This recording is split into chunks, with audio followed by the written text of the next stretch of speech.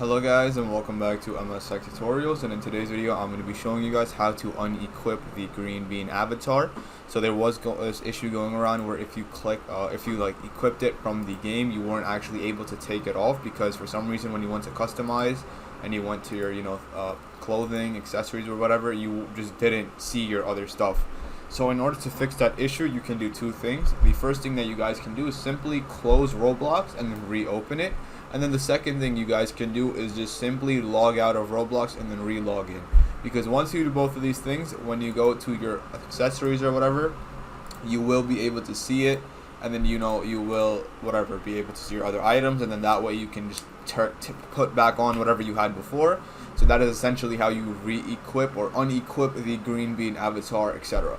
So yeah, that should basically be it. That is it for the video. That is how to unequip the green bean avatar. And yeah, so I hope you guys enjoyed. Thank you guys for watching. Make sure to give the video a thumbs up, subscribe to the channel, and have a great day.